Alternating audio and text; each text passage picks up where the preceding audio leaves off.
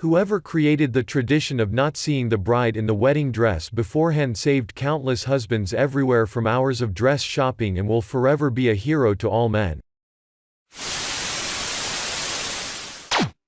I read that this tradition exists because in the past women were basically traded into a richer family by marriage.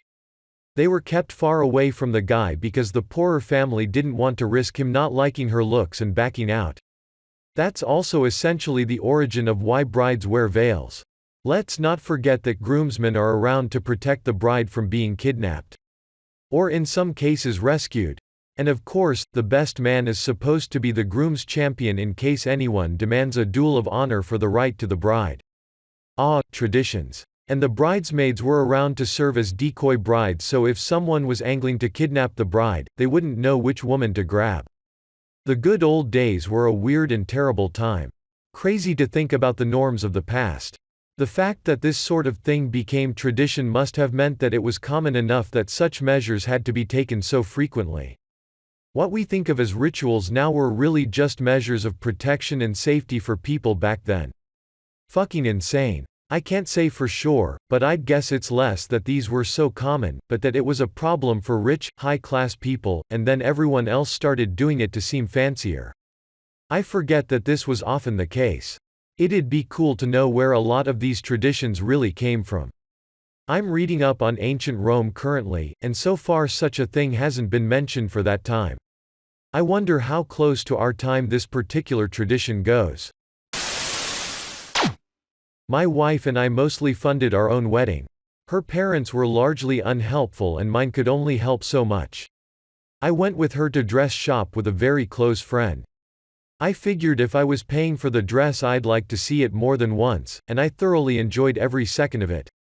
The way her face lit up when she found the dress and turned to me to make eye contact was worth absolutely every penny and second spent with her that day. Your comments and some others in this thread are giving me so much hope for the future of how we learn to be with each other. Some years ago the thread would be a huge circle jerk of women, am I right fellas?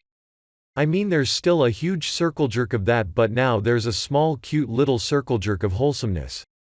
Last night my wife and I played video games, made a bomb cheese and cracker plate, and she's a babe.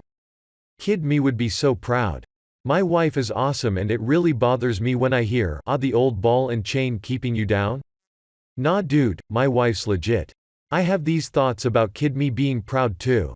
Sometimes I'm playing video game with my girlfriend after having sex, or watching anime and I say, holy shit, I wish I could go back in time and tell my 16-year-old self that it gets so much better. I hate shopping, not as a man thing, a personal thing. So after 32 years of marriage, my wife decides this year we should go shopping for clothes for me for my birthday. What did I do? I went shopping and didn't even just buy the first thing that fit.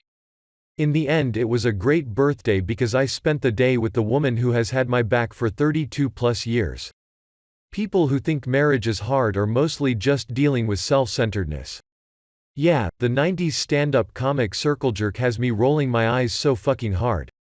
I'm sure some women drop the trick question nonsense, but how many of them are actually mad at their husbands for never even trying to care? I helped pick out the dress, helped chops the venue, the food, I picked the music, etc. It was our wedding, so we worked together on it, to make sure it was what we both wanted. I also don't piss and moan I need to hold her bag while she tries something on, because I actually like spending time with her. Honestly, a lot of these comments seem like people in shit relationships. My future in-laws wanted nothing to do with our wedding if we didn't have it around here, we're in our 40s, FFS, and we both wanted a Caribbean wedding. So, I went with her to pick out the dress, just as two. Because her parents are such shits to her, she has a really bad self-image and wasn't even going to try on fitted dresses. She finally tried one for the heck of it, and when she came out of the dressing room, I just said, wow. She's going to wear a fitted dress to our elopement wedding next week in the Caribbean. I'd rather be able to be there for her and show her how beautiful I think she looks than deal with the tradition.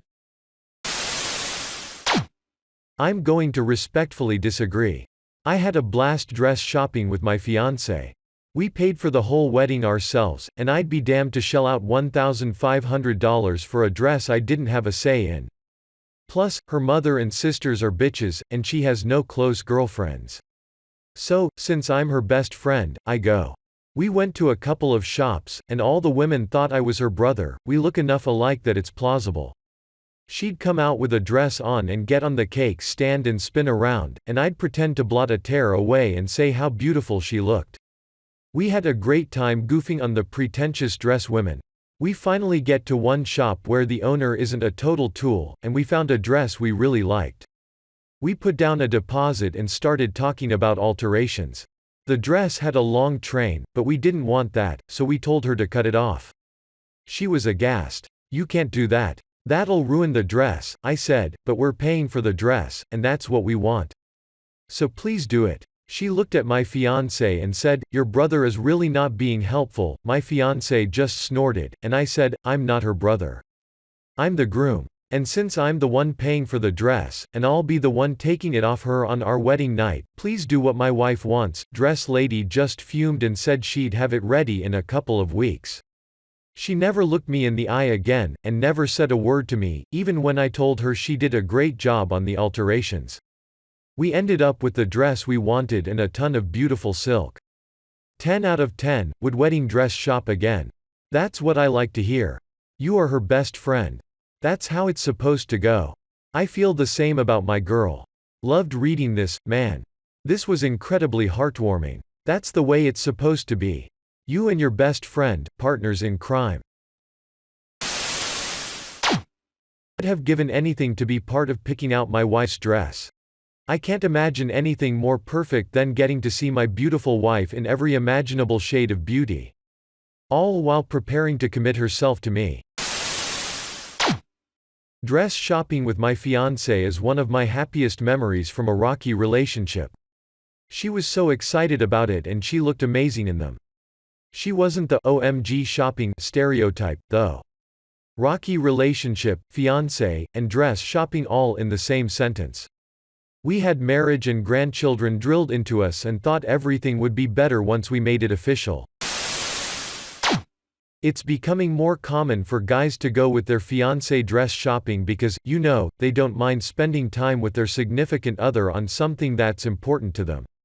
Edit, dudes, seriously, no one is making you do shit, but I didn't think y'all would be so fragile.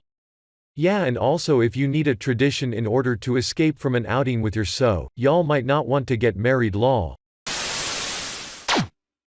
If my fiancé asked me to help her pick out her wedding dress, I wouldn't hesitate.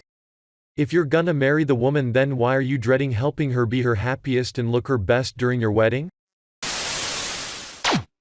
Let us now hear the story of Jacob. Jacob lived in the desert with his family and some sheep and possibly some other families, but they aren't really necessary, because he's about to marry his own cousins anyway.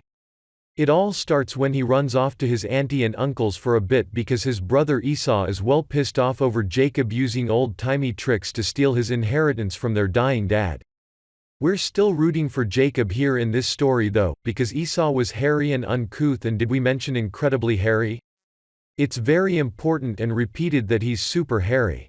Anyway, so Jacob hits it off with his hot cousin Rachel, and her dad's like, "Look mate, you come here, running away from your hairy brother, and I get that you're, like, not hairy, which is a plus, but don't think that means you've done enough to earn my daughter's hand in marriage." So he works away on his uncle's rock farm, waxing salon, for 7 entire years, and finally his uncle lets him marry his hot cousin.